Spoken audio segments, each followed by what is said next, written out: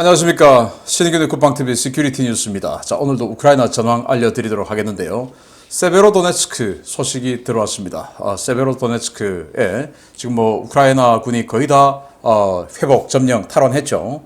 그런데 여기 어마어마하게 지금 러시아 군이 포병 화력으로 거의 도시를 평탄화하려는 듯한 기세로 사격을 하고 있다고 합니다. 이에 대해서 이제 우크라이나 군이 또 이상한 일을 벌이고 있는데 어떤 내용인지 한번 보겠고요. 그리고 이 헤르손 전선에 T-62 전차가 대거 나타나서 우크라이나 기동부대를 공격했는데 어떻게 됐겠습니까? 그 결과를 한번 보도록 하겠습니다. 자, 신의균의 국방TV 구독, 알림, 좋아요 눌러주십시오. 세베로도네츠크에서 러시아군을 대파한 우크라이나 군이 도심지에서 철수할 가능성이 높다는 소식입니다. 시가전에서 패배한 러시아군이 화력 자산을 총동원해 도심지를 겨냥한 무차별 포격을 가하기 시작했습니다. 지난 6월 3일부터 6월 6일까지 세베로도네츠크 시내에서 러시아군을 격파한 우크라이나군 병력이 도심지에서 일부 철수했으며 상황에 따라서는 모두 교외 지역으로 철수할 수 있다고 세르이 하이다이 루안스크 주지사가 현지 시각 6월 8일 밝혔습니다. 하이다이 지사는 우크라이나군이 세베로도네츠크시의 러시아군을 소탕하는 데는 성공했지만 이후 러시아가 엄청난 규모의 포격을 가해오고 있다라며 마치 도시를 평탄화할 기세로 포탄이 쏟아지는 상황에서 병력이 도심지에 남아있을 이유는 없다라고 밝혔습니다. 실제로 세베로도네츠크는 우크라이나군의 도심지 점령 이후 도시 전체가 불타고 있습니다. 러시아군은 본토 전역에서 끌어온 다양한 화력 자산을 세베로도네츠크 전선에 집중 투입해서 대구경 다련장 로켓과 곡사포, 박격포 등을 마구 쏴대며 도시 전체를 초토화시키고 있습니다. 우크라이나 현지 시각 6월 8일 오후 7시 북미 항공우주국 나사의 화재정보 위성 감시 시스템으로 추적한 여론을 분석해보면 세베로도네츠크 도심 각 지역에서 위성 적외선 센서로도 선명하게 식별할 수 있는 대형 화재가 진행 중인 것으로 확인되고 있습니다. 최근 극심한 병력 손실을 겪은 러시아는 부족한 병력을 화력으로 대체하는 전술을 사용하며 전국 각지에서 막대한 양의 화포와 탄약을 우크라이나 전장에 쏟아붓고 있는데요. 러시아군 자신들이 해방시키겠다는 루한스크의 핵심 도시를 포탄으로 쓸어버릴 기세로 포격 중인 러시아를 돈바스 사람들은 어떻게 바라볼지 생각하지는 않는 것 같습니다. 자, 세베로도네츠크 이 전쟁 개전 이후에 우크라이나가 계속 지켜내고 있었던 곳인데 최근에 한번 뒤로 그냥 자고 나니까 쑥 50% 빠지고 또 자고 나니까 30%더 빠지고 자 이렇게 해서 이거 뭐냐 라고 하면서 우리 언론에는 러시아군이 80%를 점령했다 했는데 그게 알고 보니까 유인 매복시켜놓고 유인 섬멸하는 그런 작전이었죠. 그래서 지금 박살내버렸습니다. 그래서 지금 이 우크라이나군이 세베로도네츠크시 거의 전체를 확보하고 있는 상황이다 보니까 이제는 뒤로 빠진 러시아군이 여기다가 어마어마한 포격을 퍼붓고 있다는 거예요. 그래서 이 루안스크 주지사, 왜 루안스크 주지사가 나서는가 하면 이 사람은 이제 이 반군 루안스크 주지사가 아니고 우크라이나 정부에서 임명한 루안스크 주지사예요. 원래 루안스크 주의 주도는 루안스크죠. 그런데 이 반군들이 그 루안스크를 점령하고 이제 2014년부터 반군 행위를 하니까 세베로도네츠크를 임시 루한스크 주의 주도로 지금 현재까지 지정해놓고 있는 상황이에요. 그래서 이 세베로도네츠크시가 인구가 한 12만 정도 된다고 하는데 여기에 이 루한스크 행정도 여기서 보는 겁니다. 그래서 루한스크 주지사가 이 군정 우리도 전쟁을 하면 각 시군구 이 기초단체장들이 이제 총사령탑이 되어서 향토에 방위를 하지 않습니까? 그런 것처럼 루안스크 주지사가 지금 여기 어마어마하게 마치 평탄할 것처럼 포격을 퍼부으니까 굳이 우리 병력이 여기 들어있을 이유가 없다. 그래서 뒤로 빠질 것을 검토하고 있다. 라고 하는데 자 그래서 이 나사의 적외선 지도를 보고 화재 분석을 해봤더니 이렇게 돼 있어요. 저희 연구원들이 직접 분석한 내용인데, 자, 세베로도네츠크시에 지금 여론이 지금 이만큼 많습니다. 이건 이제 화재가 난 여론들입니다. 어마어마하게 지금 화재가 많이 났죠. 여기는 굉장히 큰 것이고.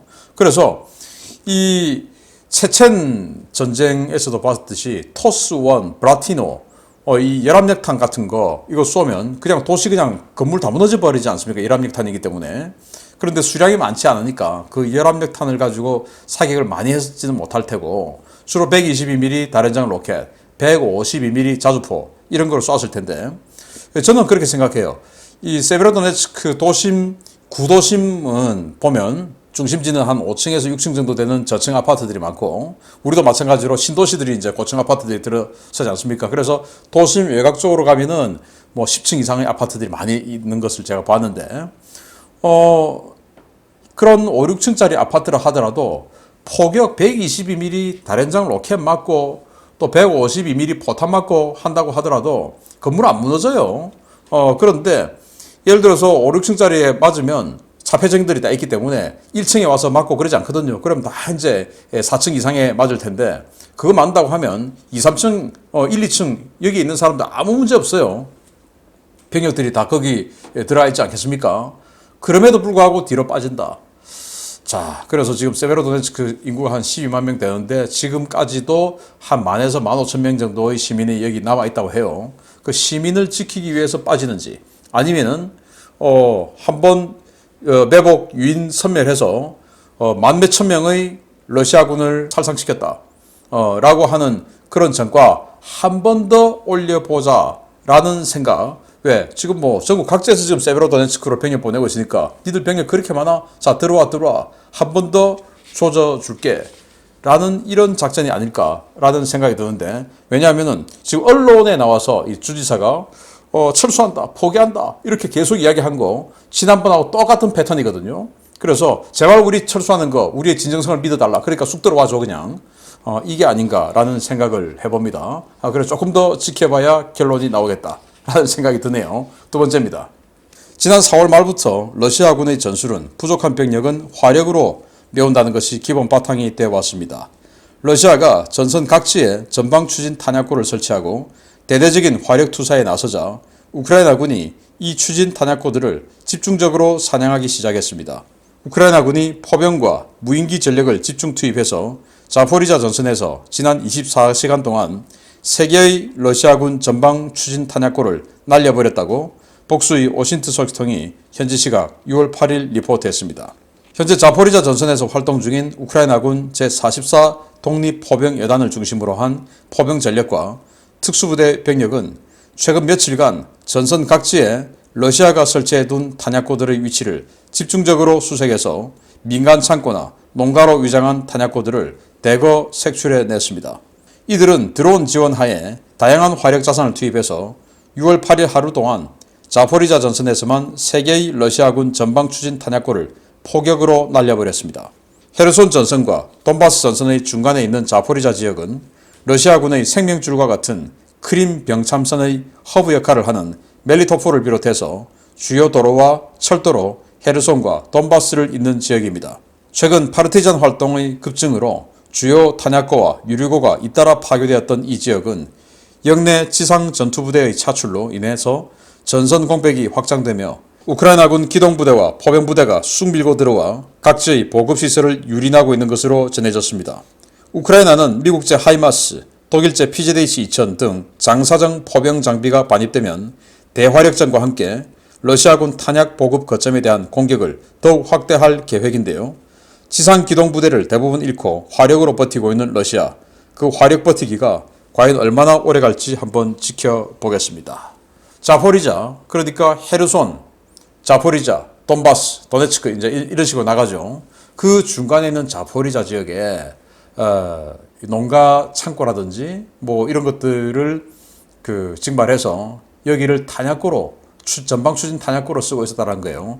주로 122mm 로켓탄들이 많이 있었다고 하는데 그거를 이제 찾아내가지고 원거리에서 포격으로 날려버리고 또 찾아내서 포격으로 날려버리고 드론으로 보면서 사격 정확도를 이제 수정해주고 뭐 이런 식으로 해서 어제 하루 동안만 3개의 탄약고를 격파를 했다고 하는데 이게 그 영상들이에요. 그래서 지금 우크라이나가 공개한 영상입니다. 자, 그래서 이 보면 굉장히 큰 화염이 일어나고 있죠. 이거 뭐 탄약고 폭발 안 하면 이 정도 안 되겠죠. 이거 하나, 이 탄약고는 꽤 큰가 봅니다. 창고가 굉장히 큰데, 이렇게 화염이 일어나고 있고, 또 다른 곳에서 또 다른 창고를 탄약고를 이렇게 또 격파한 또 영상을 또 보여주고요. 또 있습니다. 그래서 세 개를 꺼냈으니까 세 개 다 보여주는 거예요. 또 여기 완전히 불타서 지금 앞에 있는 트럭들, 뭐 군용 트럭들이죠. 군용 트럭들 다 불타고 완전히 껍데기만 남아버렸네요. 자, 이렇게 해서 불타서 없어지고 있는 탄약고들을 우크라이나군이 공개를 했는데 병력이 없으니까 계속 이제 화력으로 우크라이나군을 때리고 저지하고 해왔었는데 화력은 지속적으로 탄약이 공급돼야 사용할 수가 있죠. 그런데 그 탄약을 이런 식으로 때려 없애버리니까 그러면 앞으로는 화력 투사도 조금 멈칫하게 된다라는 거 아니겠습니까? 멈칫할 때 위험한 거죠. 자, 그래서 이 러시아군이 총력전 체제, 전면전 체제로 가지 않는 이상 병력 부족을 해결할 길이 없습니다. 그런데 전면전 체제로 가면 푸틴 대통령의 이 정치적 생명이 위태롭겠죠. 지금 무슨 이 21세기의 전면전이냐? 말이 되냐? 라고 해서 이제 푸틴에 대한 이런 반감이 높아지는 상황이 되기 때문에 푸틴은 이 전면전을 못하고 있는 상황이고, 그래서 있는 병력, 없는 병력 다 끌었는데 병력은 다 써버렸고, 이제 화력으로 때우고 있는데 그 화력도 지금 이런 식으로 탄약고가 이제 점점 격파되고 있는데, 아직은 우크라이나가 하이마스라든지 PZH-2000 같은 50km, 60km 넘는 사거리를 가진 장사정포를 반입을 안 했어요. 이제 그 포들이 들어오면 러시아의 포병들이 사냥을 당하게 될 것 같습니다. 멀리서 러시아 포의 사거리는 닿지 않고 우크라이나는 멀리서 때려버리면 되고, 이런 식으로 해서 러시아 포병들이 앞으로 곧 하이마스와 PZH-2000에 들어오는 순간부터 대거 사냥을 당할 텐데 러시아 앞으로 어떻게 될까요? 참 걱정됩니다. 자, 이런 걱정되는 상황 속에서 T-62 전차가 대규모로 투입된 전투가 벌어졌다고 합니다. 보겠습니다. 이번 우크라이나 전쟁 기간 중에 보여준 러시아군의 전술적 수준과 지휘 능력이 황당할 정도로 형편없다는 사실은 서방 세계는 물론 러시아 국내의 전문가들도 인정하고 있습니다. 무식하면 용감하다더니 러시아군이 헤르손에서 정말 용감한 짓을 저질렀습니다. 러시아군이 남부전선의 가용병력과 자포리자에서 끌어온 증원병력, 공군과 공격 헬기, 포병 전력을 긁어모아 헤르손 전선에서 역습을 시도했지만 대패했다고 복수의 오신트 소식통들이 현지 시각 6월 8일 리포트했습니다. 러시아군은 우크라이나군이 헤르손 동북부의 이눌레강 이북 지역의 정착촌들을 하나하나 천천히 소탕하고 있는 사이에 남부전선의 병력을 긁어모아 지난 4일부터 우크라이나군이 이눌레강 도하 지점 일대를 집중 공격했는데요.